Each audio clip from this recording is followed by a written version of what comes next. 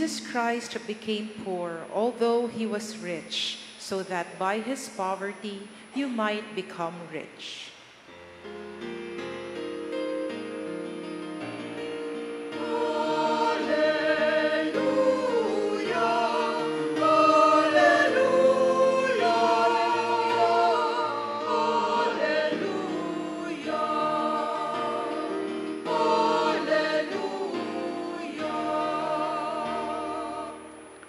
The Lord be with you. And with your spirit. A reading from the Holy Gospel according to Luke. Glory to you, O Lord.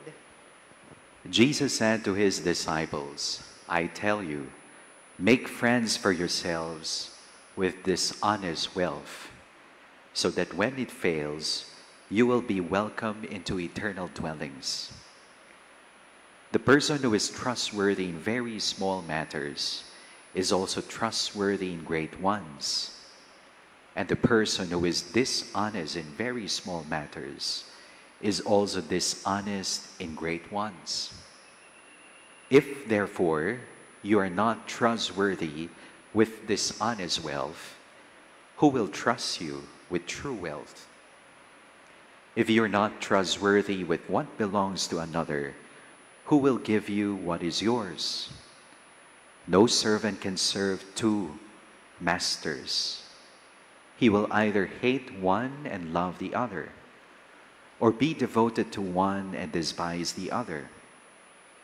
You cannot serve God and Mammon. The Pharisees who loved money heard all these things and sneered at him. And he said to them, You justify yourselves in the sight of others, but God knows your hearts. For what is of human esteem is an abomination in the sight of God.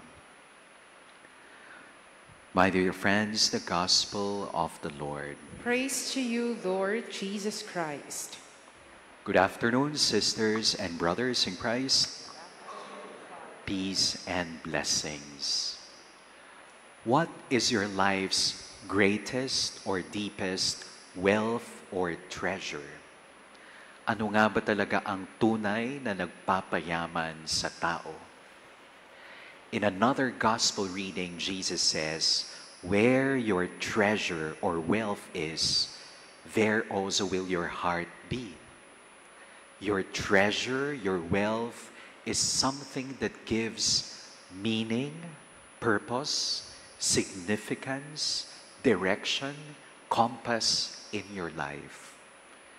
Ano nga ba talaga ang nagpapayaman at tunay na nagpapayaman sa tao? You know, there's this one speaker who distinguished rich and wealth or wealthy. Who is the rich and who is the truly wealthy? Rich is when you have money. Wealthy or truly wealthy is not simply you have money, but you also have that sense of fulfillment and contentment. Maaring nasa sa iyong lahat ang tanong, happy ka ba? Kontento ka ba? Rich is when you have more money. Wealthy or the truly wealthy, you do not only have more money, you also have time, you also have freedom. May kalayaan ka bang gastusin lahat ang iyong kayamanan? Rich is strong in the pocket. The truly wealthy is strong in mind and heart. Rich is when you are simply motivated by profit or pleasure. But the truly wealthy, not just simply profit, not just simply pleasure, but the truly wealthy is motivated by passion, and above all, that sense of purpose. My dear friends in Christ, our readings today invite us to reflect on our wealth, on our life's treasures. The Word of God is consistent. Ano nga ba ang tunay na kayamanan? Hindi nakikita, hindi mo maaring makumpara, hindi mo masusukat, hindi maaagaw sa'yo. Hidden, immeasurable, invaluable, eternal, and in our gospel reading today, honest. No? It comes from your hard work through honest means. Maaring yumaman ang tao, pero ang tanong, andoon pa ba ang dignidad? Kaya pa bang harapin ang kapwa mata sa mata? Na alam mong wala kang ginawang kasamaan, katiwalian sa iyong kapwa. At kaya mong magbahagi kang ano ang meron ka. In our readings today in the responsorial psalm, true wealth comes from the generosity of God.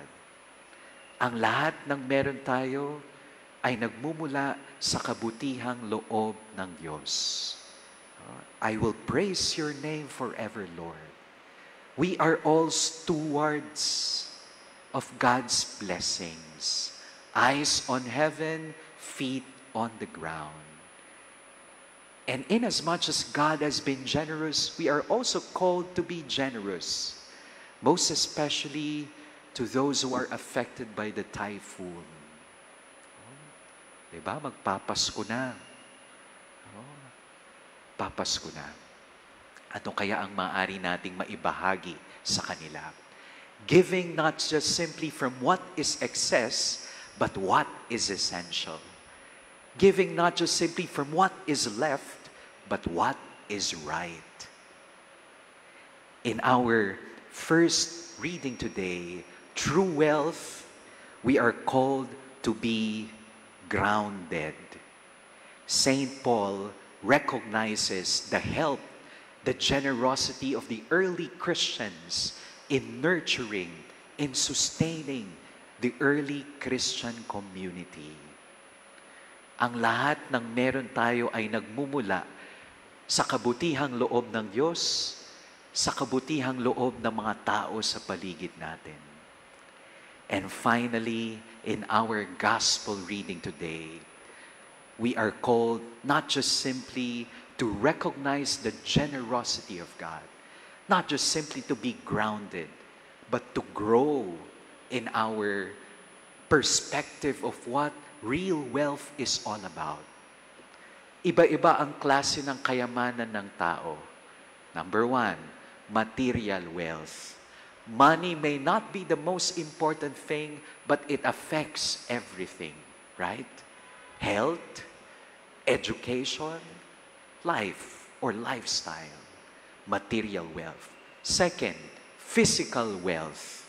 Health is wealth. Maaring kaya mong magbayad ng doktor, pinakamagaling, dito sa Pilipinas o sa ibang bansa. Kaya mong magpatayo ng ospital. Pero kung oras mo na, oras mo na.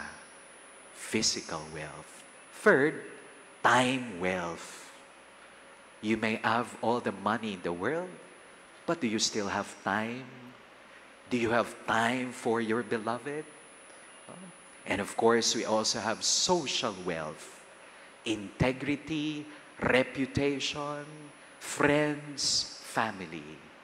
And finally, spiritual wealth. That sense of peace, that sense of contentment, fulfillment in life. I have two questions. Number one, can money buy everything? Mabibili ba lahat ng pera? Yes? Yes or no? Wala hong uuwi kapag hindi ho sasagot. Can money buy everything? A lot of things? Of course, wants and needs. But money cannot buy contentment. And we would say that contentment is the greatest wealth. Second question, can you bring money to heaven? Sigurado kayo? Kahit 50 pesos or 1,000 pesos? Can you bring money to heaven?